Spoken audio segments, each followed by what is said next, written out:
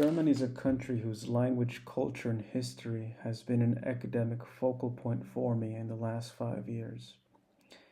Its rich history differs in every state, in every city, right down to different neighborhoods. This is a country that, similar to the United States, harbors people from all walks of life. But my question is, how do values, both foreign and domestic, as well as linguistic narrative, shape perspective on German identity? Of course, I will compare this with my identity in the United States. From my experience, people in Germany tend to dress with more consideration to their environment, in that they prefer to leave leisurely clothes at home and dress semi elegantly. There is a saying that goes, there is no bad weather, only bad clothing. In the United States, however, this is a different phenomenon. People tend to dress leisurely for comfortability. They dress for comfortability because, well, they have different values in that they prefer to be comfortable for work, for the gym, not so much other people. In Germany, this is a little different. I figured that they dress more elegantly out of self-respect, out of social expectations. Moving on, the food in Germany, at least in Heidelberg, combines a mix of traditional with foreign foods. I remember coming to Germany in August of 2024, and in the same week I tried traditional Käsespitze, which is the German alternative to mac and cheese, and Döner, which is a Turkish dish, within the same week. On one particular event, I took part in hiking and I enjoyed it. I began to think like the locals, which was weird because in living with different people from different countries, it was almost subconscious to me. I began to cook pasta, if you consider pasta to be a foreign dish. I began hiking on my own time. I began to appreciate the local unofficial art, and Heidelberg even had their own interesting people. Here, on a Sunday morning, you could see a man talking to a pigeon. Stuff like that was ubiquitous in Chicago.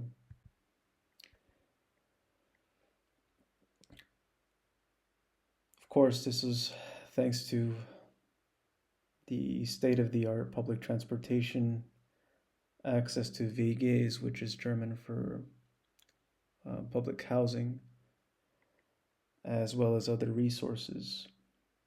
This is due to the post-colonial system, which is, of course, where colonial students such as I, a metaphor for the Western student who travels abroad, comes down from their metaphorical veranda to live with the local population. According to Anthony Ogden, in the colonial system that colonial students take part in, they fit in with the local population, and they do so while receiving resources such as specialized housing, state-of-the-art public transportation, on-demand counseling, etc. This is not to say that this is only available to the study abroad students, as I remember someone asking me if this is only available to us study abroad students. It's not. Though, of course, the colonial students are the first to hear about it. In my opinion, while it is quite the privilege to receive such resources, the duty of the colonial student comes from the duty of the colonial student is to act a global citizen. Being a global citizen, to me, signifies a duty to understand others and how people are connected through culture and language. As global citizens, it is our duty to embrace foreign lifestyle and values while also keeping in touch with our own. For example, Robert L. Cole's The Values by Which Americans Live By exemplify my American values. The first of which being personal control over the environment / responsibility. I chose to come to Germany because I once believed that I could find peace and control variables by which I could live in comfortably. Theoretically, it's ideal for man to control nature because of the possibility to pursue and find myself in living a better life. I didn't want to go with the flow and stay in the same place like the average American would. Now that I've matured 5 years later, I realize now that the peace I've been searching for, the better life that I envisioned, it all started with the mind. If one has no control over what they think, they will find themselves in a constant state of panic, doing the same thing, expecting for things to change, which is the definition of insanity, for those of you who get the reference. Instead of man intending to completely control nature, man could control what he thinks, act accordingly, and let nature take its course. For example, we could control what we say and how we convey our understanding through language. In Strasbourg, it was harder to be a global citizen given that I did not speak French, not a single word of French except for oui. I remember asking a lady selling crepes whether or not she spoke German. I did not mean to offend this woman, but she rolled her eyes and just ignored me. I moved on. I asked other people if they spoke German or English. Unsurprisingly, so I received varying responses. I wasn't really surprised given that I was told stereotypes about the people that live in this region.